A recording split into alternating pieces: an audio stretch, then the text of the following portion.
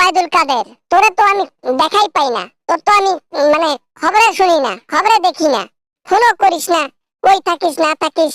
হ্যাঁ, বুঝলামই না কিছু। ওবায়দুল কাদেরের খবর নিয়ে কি হবে? আমি আছি একটা ভালো জায়গায়। আমার চিন্তা আপনাদের করতে হবে না ম্যাডাম। আরে ওবায়দুল কাদের, এগুলা কি বলিস তুই? তোর খবর নেব না? তুই আমার খাস ব্যক্তি, তুই আমার ছেলে ডাইন হাত। তোর যদি খবর না নেই তাহলে কার খবর নেব বল? সবার আগে তুই, তারপর অন্য। এতই যদি ভালোবাসতেন, যেই দিন বাংলাদেশ থেকে বের হয়ে আসলেন বিমান করে একেবারে দিল্লিতে, সেই দিন আমাদেরকেও মানে আমাকেও সাথে নিয়ে আসতেন। আরে ওবায়দুল কাদের, আমারে ভুল বুঝিস না রে ভাই। আরে আমি তো সময় পাইনি, আমি সময় পাইছি কতক্ষণ? 40 মিনিট সর্বোচ্চ। এই সময়ের মধ্যে সবাইকে নিয়ে আসা সম্ভব? তুই এলা কই ছিলি? সম্ভব হোক বা না হোক, অন্তত বলতে তো পারতেন যে ওবায়দুল কাদের, আমি দিল্লি যাচ্ছি, চল আমার সাথে। যাই বা না যাই, শান্তি তো পাইতাম। হইছে রে ভাই, মন খারাপ করিস না, কিছু করার নেই। সিচুয়েশন এত খারাপ ছিল যে তোদেরকে সাথে নিতে পারি নাই, ইনফর্ম করতে পারি নাই। মাথাটা ছিঁড়ে পড়ছিল টেনশনে, তাই মনেও ছিল না সব। কাজের বেলায় মনে ছিল, কাজ শেষ হইছে মনে ছিল না। অভাবে স্বভাব নষ্ট, যত কিছু ওই ওবায়দুল কাদেরের দ্বারাই করায়। পালার সময় একা পালায়, আমাকে নিয়ে পালায় নাই। আচ্ছা ভাই বাদ দে, এখন তুই কই আছিস কত? বাংলাদেশের মধ্যে আছিস?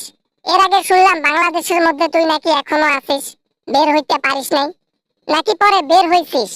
বাংলাদেশেই আছি, বাংলাদেশেই আছি, ছদ্মবেশে ঘুরে বেড়াচ্ছি, পাগলের ভেষে, এখানে ওখানে, এখানে ওখানে, এইভাবেই চলছে দিনকাল।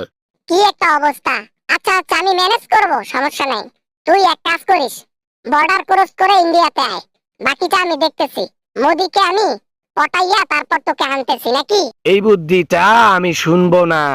বর্ডার ক্রস করতে গিয়ে বর্ডার ঘাটে আমাকে ধরে ফেলবে। বর্ডার ঘাটে যদি ধরে, এমন উসানি দিবে কাউয়া মরবে। তাইলে পালাইয়া পালাইয়া কয়দিন আর বাংলাদেশে থাকবি রে ভাই? তুই যদি ধরা খাস, আমার সবকিছু শেষ। যা কিছু জানিস সব তুই জানিস, ওরা তো কম জানে, আর তুই A to Z জানিস। খালি ধরা খাওয়াটাই দেরি, তারপর সত্য প্রকাশ হওয়াতে দেরি নেই।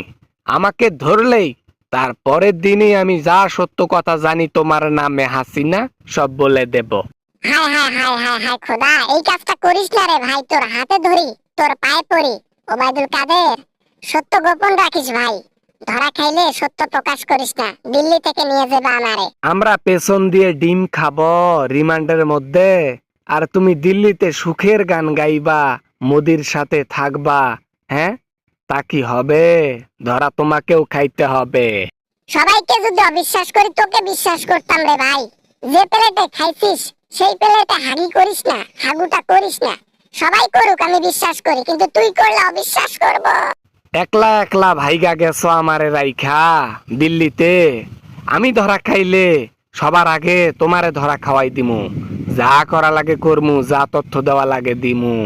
হায় আল্লাহ, কি করলো, জীবনটা বুঝি ধ্বংস করে দেয়। ওবায়দুল কাদের, তোর পায়ে পড়ি ভাই, পায়ে পড়ি, প্লিজ এরকম কাজ করিস না। যেখানে আছিস সেখানে থাক, আমি ব্যবস্থা করতেছি তোকে আনার। যত তাড়াতাড়ি সম্ভব বাংলাদেশ থেকে আমারে নিয়ে যাও। ড্রেনের খাবার আর ভালো লাগে না, ছদ্মবেশে থাকতে ভালো লাগে না, পচা ডাস্টবিনে থাকতে ভালো লাগে না। তাড়াতাড়ি নিয়ে যাও। বাই।